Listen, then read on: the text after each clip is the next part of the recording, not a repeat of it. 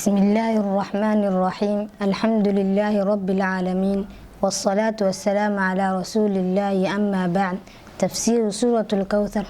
سورة الكوثر ومكية ومد كمد سورته سودة انتو رسولك صلى الله عليه وسلم كنوا لها مقالة مكة، وسورة بقول سديدات سورتها قرآن كمد آيات كيدا وسدح آيادات.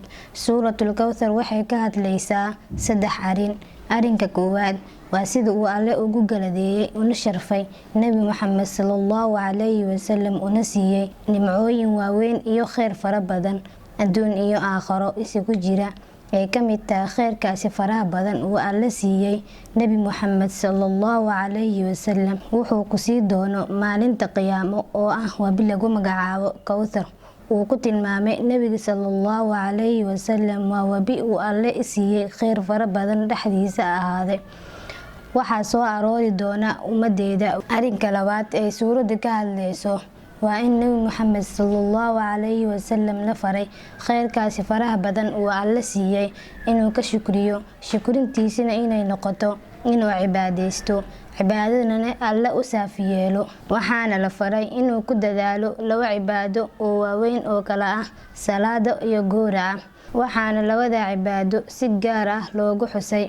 salaada waa cibaadaadka badaniga ah ee xubnaha laga sameeyo midda ugu fadli badan.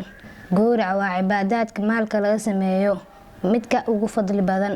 arinka saddexaad ee suurada ka hadashay waa bishaaro weyn oo nabiga sallallahu alayhi wasallam loogu bishaareeyay oo ah in wixii ka soo horjeedo cadawgiisa ah la halaagi doono lana dhawargoyn doono, halka nabi Muhammad sallallahu alayhi wasallam magaciisa sharafta badan ayadoo carabiyada lagu amaanayo la waarin doono. sababka ay suuradu u soo degto waxay tahay sabarsiin nabi Muhammad sallallahu alayhi wasallam laga sabarsiinayo hadal xumo ka soo gaartay mushrikiintii Quraysh markuu dhintay wiil uu dhalay nabiga sallallahu alayhi wasallam oo lagu magacaabo Ibraahim.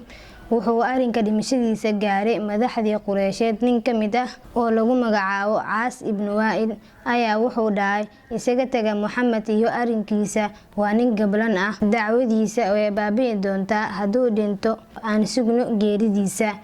hadalkii nabiga sallallahu alayhi wasallam ayuu gaaray waan ka xubaaday. alla suuradan ayuu soo dejiyay waxaana la faray nabi Muhammad sallallahu alayhi wasallam inuu ku hilmaamo hadal xumadii ka soo gaartay ninkii gaalka ahaa, wanaaga iyo khayrka faraha badan uu alle siiyay.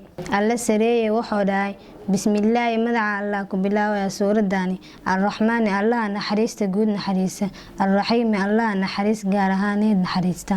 innaa anaga actaynaanka waan ku siina rasuulka sharafta badanoo alkawthara khayr fara badan oo ka mid yahay wabiga Kawthar. fasalli u tuko lirabbika rabbigaada kaliya, wanxar u gowrac rabbigaada kaliya. inna shaani'aka midka kuwa carooda huwa al-abtar asagaa ah midoo khayr oo dhan ka daba go-an.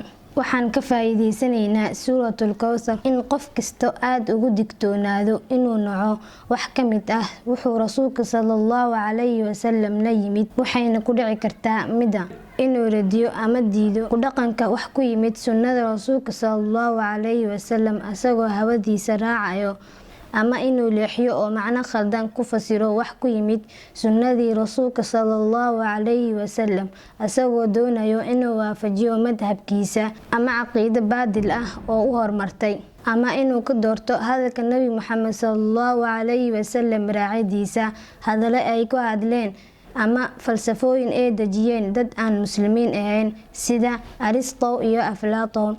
inta aan soo sheegnay iyo in ka badan waxay sabab u noqon kartaa qofkii sidaan sameeyo inay ciqaab ka soo gaarto lana waafajin raacidii wixii ku yimid quraanka iyo sunnadii nabiga sallallahu alayhi wasallam.